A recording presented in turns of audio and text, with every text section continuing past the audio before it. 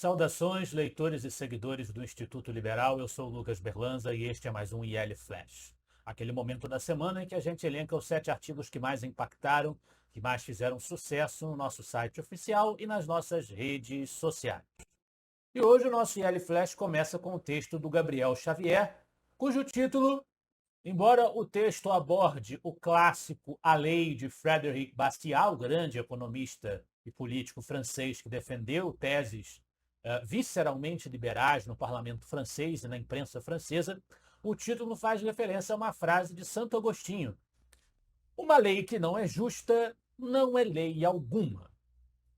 De acordo com o texto que faz uma resenha, uma análise crítica, uma resenha analítica da obra A Lei de Bastiat, a lei deve se restringir a defender a liberdade da menor minoria de todas, o indivíduo. Isso é justo. Uma lei que não é justa não é lei alguma. Aí ele repete a citação de Santo Agostinho e usa isso como inspiração para descrever a proposição da obra de Bastiat, que é contra o uso do Estado para expoliar a propriedade alheia, para promover uma fraternidade forçada, entre outras teses defendidas pelos intervencionistas e pelos socialistas.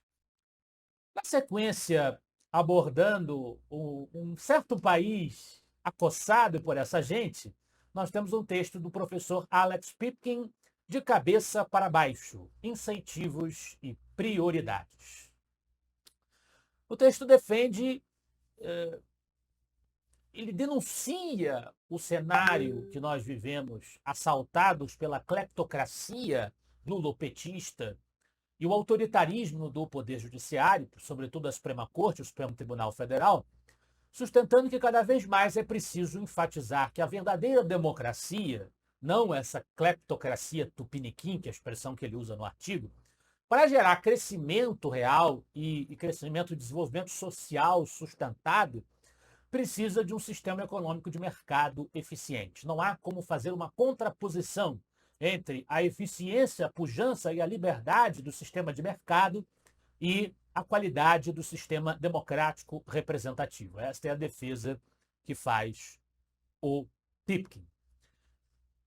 Dentro deste cenário, o autoritarismo judiciário é o tema da coluna Judiciário em Foco, mais uma vez, da advogada Kátia Magalhães, a Big Tech subjugada pelo Big Togado.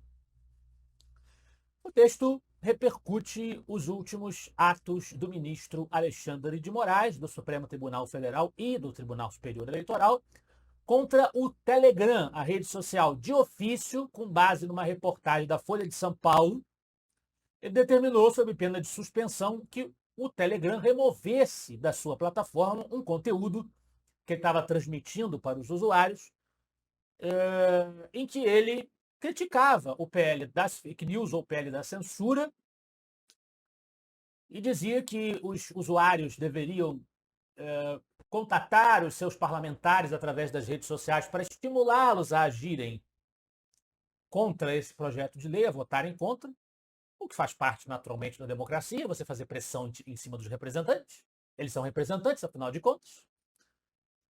E que, em vez disso, o Telegram apagasse a mensagem e colocasse no lugar um texto redigido por ele próprio, assumindo que estava poluindo o debate e praticando, essas são as expressões de Alexandre de Moraes, um crime de flagrante e ilícita desinformação, estimulando as pessoas a coagir deputados. Primeiro que flagrante e ilícita desinformação não existe esse crime no nosso Código Penal, na nossa legislação. Né? Mais uma invencionice barata do senhor Alexandre de Moraes, o proto-ditador do Brasil. Segundo que pressionar parlamentares para que vão numa determinada direção é uma manifestação democrática da vontade do eleitor. Uma pressão natural da ordem espontânea de uma sociedade livre. Não se trata, de modo algum, de coação. Alexandre de Moraes não está preparado para viver em um sistema democrático. Ele não entende o que é isso, não sabe o que significa, no entanto, se considera a personificação encarnada desse valor. Esse é o problema. O problema é que está destruindo o arcabouço pretensamente democrático das instituições brasileiras. Este é o drama que nós estamos vivendo. Bem, por falar em autoritarismo e socialismo, temos uma republicação do texto do Rainer Zitelmann, Socialismo Sempre Falha, até o chamado socialismo democrático.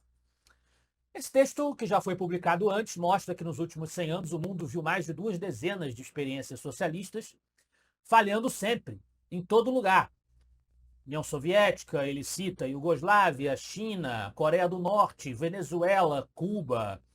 E mostra que, evidentemente, cada um desses modelos socialistas tem distinções uns em relação aos outros, mas todos eles têm uma coisa em comum, não dão certo, no sentido de reduzem a sociedade à miséria, criam fome, criam escassez de desenvolvimento e autoritarismo político.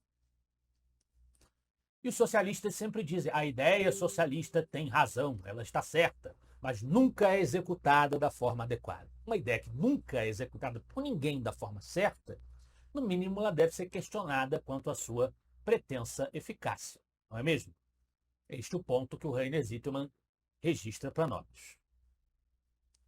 Agora vamos falar de capitalismo, um texto do Luan Sperandio, como o capitalismo populariza o que era luxo no passado. E ele explica, como bem define a frase, o capitalismo transforma luxos em necessidades, atribuída ao empresário americano Andrew Carnegie, eis a maior virtude desse sistema, criar confortos e torná-los parte do cotidiano. Não é à toa que esse processo de desenvolvimento, que sempre aconteceu de forma lenta ao longo da humanidade, experimentou uma aceleração exponencial nos últimos 200 anos. De fato, os padrões de vida hoje são significativamente melhores do que os de um século atrás.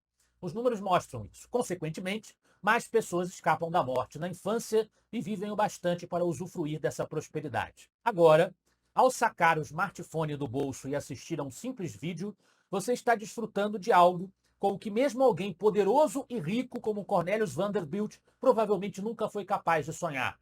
O que um monarca absoluto do passado não sonhava em desfrutar. O que o rei tradicional, o rei da antiguidade, nunca imaginou viver em matéria de comodidades. Uma pessoa mais pobre hoje na sociedade geralmente pode ter uma condição mínima de subsistência, ela pode ter acesso a coisas que um rico do passado, o poderoso do passado, o potentado do passado nem imaginaria desfrutar. É esta a reflexão que o Luan divide conosco no seu artigo. Destas loas merecidas ao capitalismo, voltamos ao dramático cenário brasileiro com o texto do Gabriel Wilhans, simplesmente intitulado O perigo de uma protoditadura petista sob o beneplácito dos togados. O Gabriel reconhece que nós estamos hoje sob tirania judicial. O STF hoje passa por cima do Estado de Direito. Não há uma democracia representativa plenamente funcional. E por isso ele coloca, alguém pode pensar que é estranho falar que o PT vai ter um regime autoritário, pode instalar um regime proto-ditatorial através dos projetos de regulação de rede social, de censura de imprensa que eles tentam aprovar, porque o judiciário não iria abrir mão do seu poder para cedê-lo ao executivo. Então ele diz, alguém pode achar estranho isso. Ou é ditadura do judiciário ou é ditadura do PT, não pode ter as duas coisas, seria a ideia. Mas os dois estão de acordo no que é prioritário para eles. Colocar rédeas na liberdade de expressão. Essa é a tese que nosso Gabriel sustenta. Desde que o governo mantenha uma posição de respeito ao autoritarismo da corte, ele vai ter liberdade para usar o controle do discurso para satisfazer a interesses próprios. Então, seria o pior dos cenários. Um conluio estabelecido e plenamente aplicado entre o executivo e o judiciário para implantar o autoritarismo no país. Fechando o nosso IL Flash de hoje ainda sobre socialismo e autoritarismo, nós temos um texto do Gabriel Almeida, A Revolução dos Bichos, uma sátira à União Soviética. É uma resenha da grande obra de George Orwell, que através de uma fazenda, de uma revolução feita pelos animais, ilustra os perigos do totalitarismo socialista. Esse foi o nosso IL Flash de hoje. Eu espero que vocês gostem dos artigos e dos debates proporcionados pelo Instituto Liberal. Semana que vem estaremos de volta. Afinal de contas, para nós, você é a parte mais importante da sociedade. Até a próxima.